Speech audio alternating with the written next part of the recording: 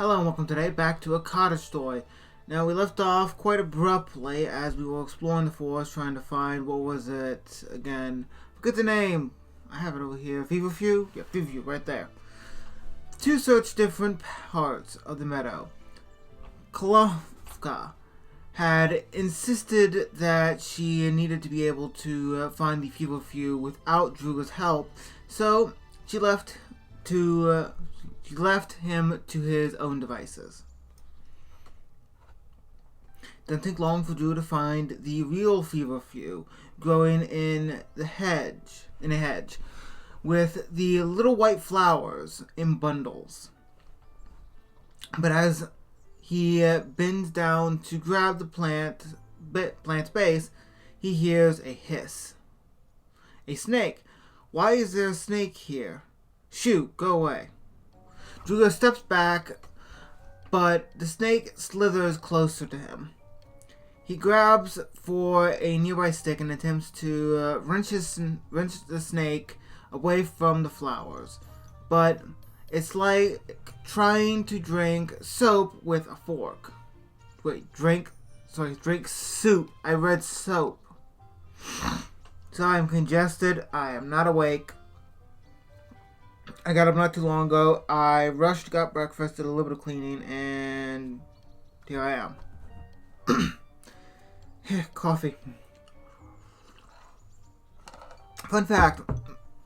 Though a lot of snakes are very deadly, they don't want to actually bite you. Because, fun fact, it's all or nothing with the venom. So, yeah. Well, most of the time if you stand still, let them pass, or apologize and just walk away, you'll be left alone. So, there's that. The snake keeps getting closer with each failed attempt. Ow, popped it back. Sorry.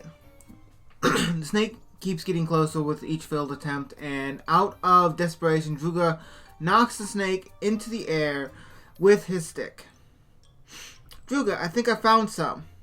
The snake is headed straight for Klofka. Well, watch out! Without flinching, Klofka grabs the writhing noodle midair. It hisses and nips at Klofka, but she hisses back until the snake falls silent. She tosses the creature aside, so you can speak snake. It's cool. I don't think it'll be bothering us anymore. Thank goodness you're here. Looks like it was guarding that patch over there. If you come across any other pests, just point me in their direction. I guess we work better as a team. You're like a personal bodyguard. Klofka flips out her knife and does a cool knife trick. She puts on an extra tough and menacing face. I'm sorry, this does not make you look more menacing. I'm sorry. If anyone even looks in your direction, I'll cripple them. Okay? It's a little unnecessary. Is that how it goes? Huh. That's perfect. Druga offers Klofka his basket and they put together their combined findings. Maybe, while we're out here, I can teach you how to kill snakes and rats. I think I'll have to pass. You sure? It's not as hard as it looks. Most pests are weaklings. Killing makes me uncomfortable. I don't have claws either, so it'd probably be harder for me. That's true. Teaching you how to wield a dagger might be easier. You're already pretty good at cutting stuff up. You mean chopping? Yeah, like when you're cutting cucumbers really fast and it looks like you're gonna cut your hand, but you don't. That's how you gonna use a knife in a fight. Druga thought about it for a moment. He supposes he could benefit from some self-defense. After all, it'd be bad to keep relying on Klofka. I might take you up on that. The two are bent over collecting more feverfew. Once they finish plucking the patch, they straighten and stretch under the cool morning light. This should be enough. It's awfully nice out today. Then we should take a walk. It's bad to keep yourself holed up in the house all day. What if a client comes by while I'm out? They can come back later. You should think about yourself first sometimes. There's a path that's been worn into the ground from the meadow into the forest. It's likely that Katrina herself had developed it over years of walking. The same route over and over again in Rosenwald. After all, only humans would leave such an obvious mark of civilization. Hey, these look good, don't they? We can get some for the festival coming up. Klufka points to a sprawling walnut tree among the plethora of elms and ash. Druga nods his head. The residents of Rosenwald love to find any reason to celebrate, drink, and be merry, and the spring festival is no different. It's similar to a community potluck. Klafka scales the enormous tree before her and picks the nuts off the tree one by one. She drops them as Druga. Let me see. Like I said, I'm still not awake, so my eyes are a bit blurred. Serves his body to try to catch the falling nuts into the basket. In his basket, sorry. The basket is filled evenly with both the feverfew and nuts. Klufka leaps back down, landing on all fours. They take a circular route around the forest back to Druga's cottage. In the way back, the two come across an open clearing marked by golden rays of light. Sorry. I'm used to ad-libbing a lot as a GM for my Pathfinder game, so I instantly went into that because of reading descriptive text. I'm sorry. Old habits die hard, I assume, or I guess, but there's a distant flute playing, which is the signature instrument of these satyrs. As they approach, they can see the silhouettes of several creatures. One satyr is playing on a pan flute, while the other is dancing. Wild animals slowly join the percussion, with a deer curiously inching closer to the satyrs playing the flute. Squirrels descend from their trees, and frogs croak in tune to the flute playing. Itchy nose. That's something I have, apparently. The dancing satyr recognizes Druga and smiles. Druga gets closer and chooses to... What? I mean, we seem friendly enough to be able to do so, but let's feed the animals. It is just me or all the squirrels eyeing my basket. Animals only really want one thing, huh? Well, not always. Druga bends down and sprinkles some nuts on the ground. He watches as the squirrels strategically break open the walnut and nibble at the inside.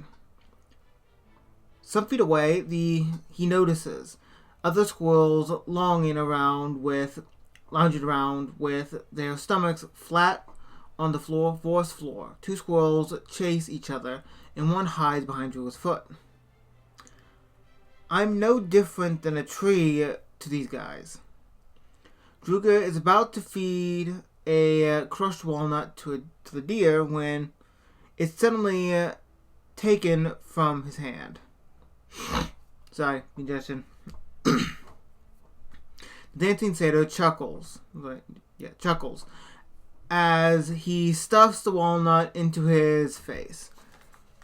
He suddenly leans in close enough for Druga to see his slit pupils in dark brown eyes. Hello, Druga. Mind if I have some? Druga swiftly inserts a whole walnut between the satyr's teeth as he gives a muffled yelp. Consider personal space first. The satyr removes the walnut from his mouth and breaks it normally with a smile. You're a feisty one. Here, I'm further away. I bet you I can catch any walnut you throw at me without my hands. Druga smiles and tosses a walnut in his direction. Impressively, the satyr bends forward and balances it on the bridge of his nose before letting it fall into his hands. I've seen a dog once do similar to this, honestly. I mean, it's kind of impressive, but yeah. I'm not making a comparison to say there's a dog, it's just I kind of seen that before. You're a feisty one. Here, I'm further away. Did I hit back? Yeah, I hit back accidentally. No, that's my bad. Too easy. Come on. I've trained my whole life for this. I doubt you have. Druga furrows his eyebrow and throws the next walnut in a high arc, so it's hard to tell where it'll land. The satyr eyes the walnut carefully, moving side by side to match the trajectory. Like a dog catching a frisbee, as I was talking about dog, by the way, he catches the walnut between his teeth. Ta-da! Even the satyr playing the pan flute pauses for a moment to commend his friend. Druga offers a polite applause. Cloth stands far away from the commotion, hidden by the brush.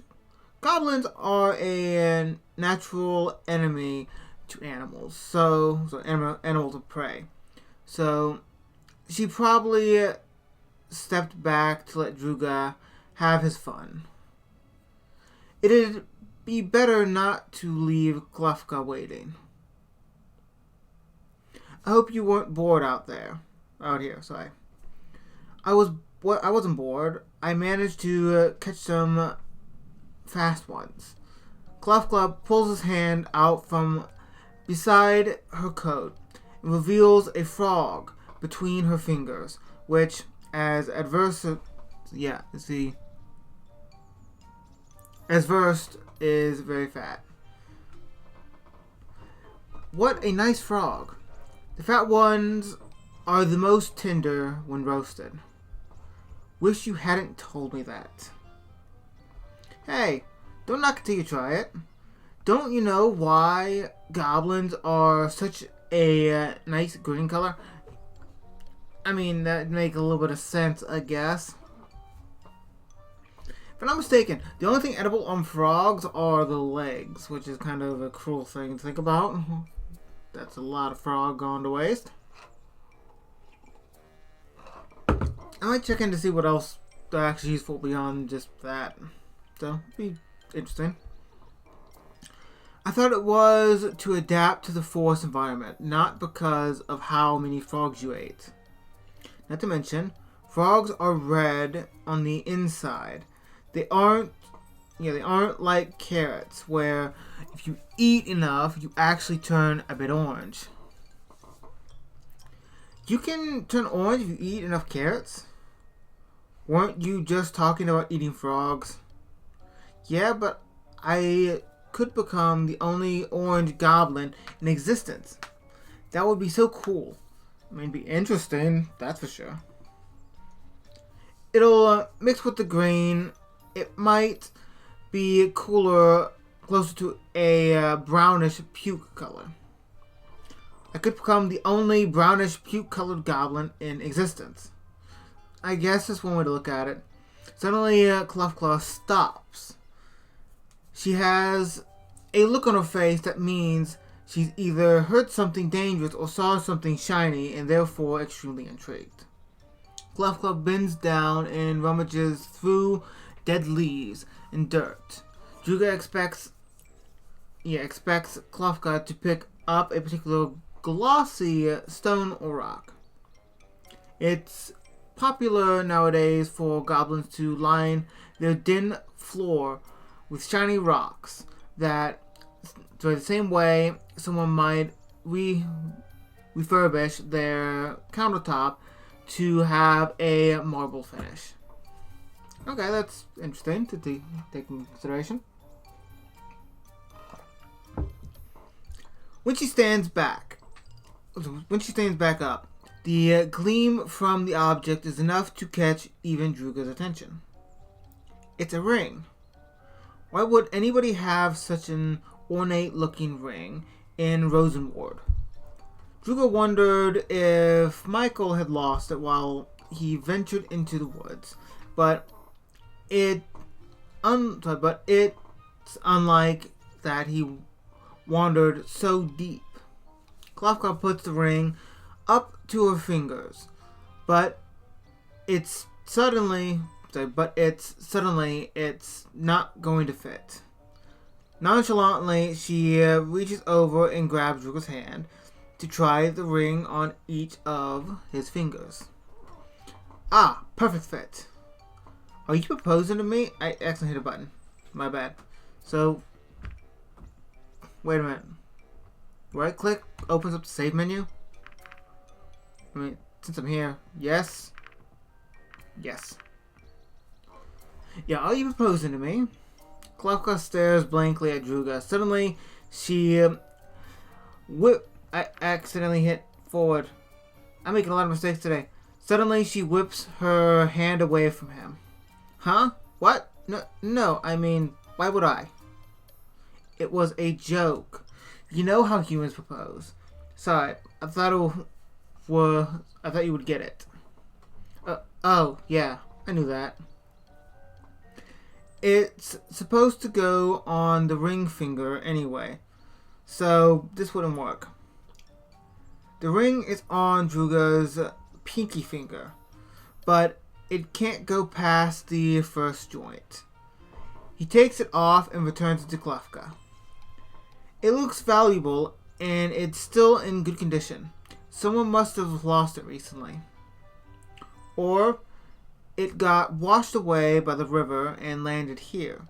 I doubt they'll be needing it anymore. Klofka pockets it into her coat. Klofka pockets it into her coat. Okay, so it's continuing. Sorry, I forgot that I actually did that. Cuts it off and then continues. Which is immediately followed by an upset croak. Whoa, wrong pocket.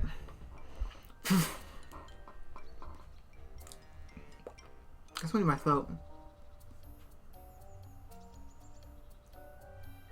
Oh, okay. A piece of oat husk. I had oatmeal this morning, like I do almost every morning, so apparently got stuck in my uvula. Okay then. Let's see, Klofka opened her coat to reveal lines of hidden pockets where she securely placed the ring. She readjusts her coat. It's safer here anyway.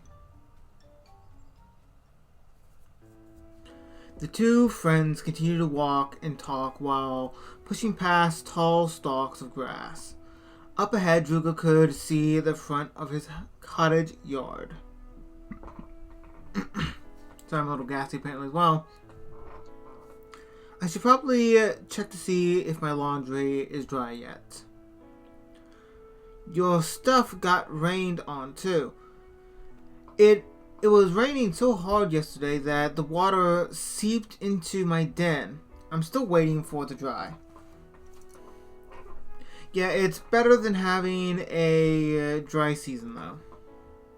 Klofka nodded her head with a knowing expression. Better to be flooded than starving. By the way, I'm sorry for getting the wrong plant earlier. I probably wasted your time. What do you mean?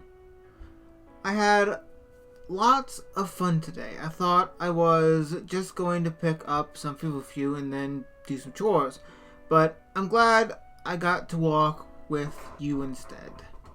Really?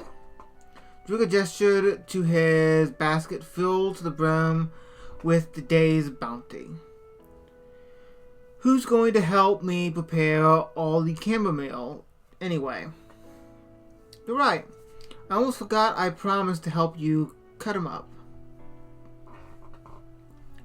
Druga opened the door to let Klafka in, and they spend the rest of the day preparing more chamomile than a person would ever humanly need. So that's the end of the day then. Okay, that's nice. Well, that's where this episode is going to be ended here. Keep watching as I continue to play and upload to see exactly what happens with these two next. Though, I forget what your name was initially, to be honest. I just renamed you Drew because that's my channel name. It's my gamer tag. So, thank you for watching this episode. Like, comment, subscribe, wish to let me know of any game you'd like to see me play. And I hope to see you in another video.